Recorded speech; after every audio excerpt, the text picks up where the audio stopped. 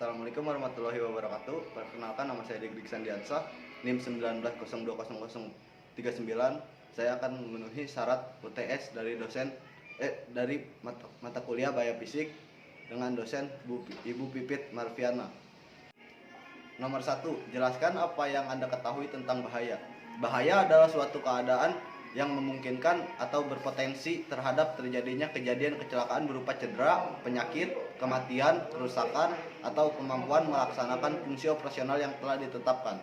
Menurut OHAS 18001, bahaya adalah sumber, kondisi atau tindakan yang berpotensi menimbulkan kecelakaan atau cedera pada manusia, kerusakan atau gangguan lainnya. Hazard atau bahaya dalam dunia kerja terbagi ke dalam 3 jenis, yaitu bahaya keselamatan, bahaya kesehatan, dan bahaya lingkungan.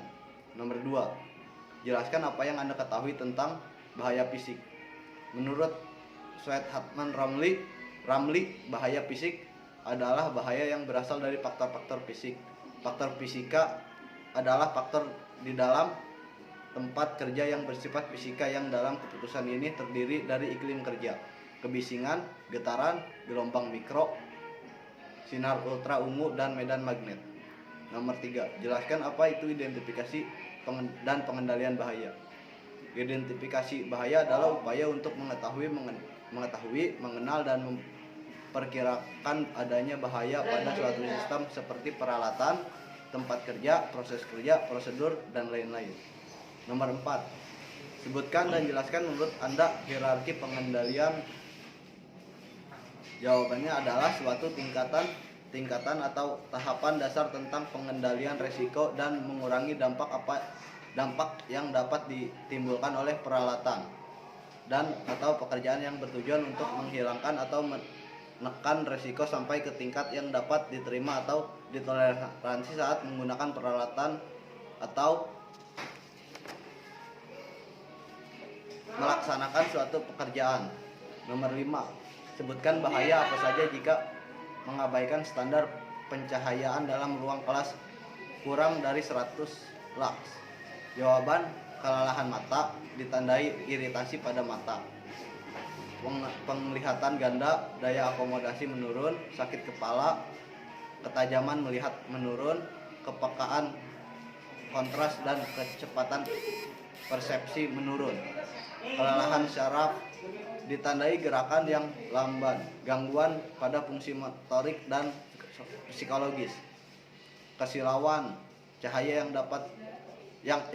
tidak diinginkan yang berada dalam jangkauan penglihatan yang menyebabkan ketidaknyamanan, gangguan kelelahan mata atau gangguan penglihatan.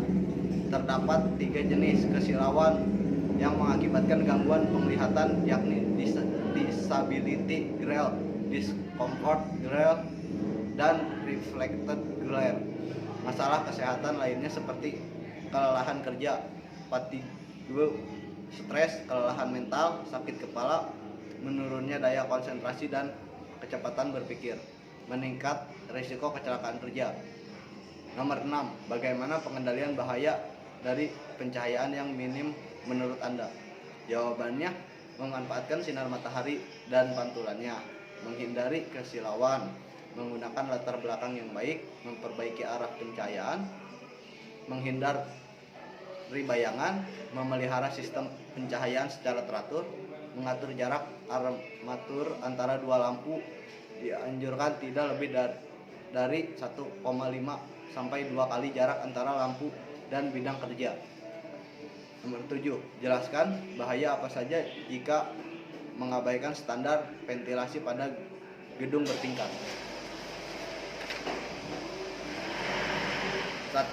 Jawabannya, sakit kepala, ketidaknyamanan bekerja, mengurangi aktivitas kerja, hipoksida, takikardi. 8, jelaskan kriteria psikologi dan iklim kerja yang baik menurut perundangan ketiga. Jawabannya, kriteria psikologi yang baik menurut perundangan ketiga adalah dengan memperhatikan faktor-faktor psikologi di tempat kerja, diantaranya pengaturan jam kerja, beban kerja, pajanan lingkungan kerja, tanggung jawab, budaya kerja monoton.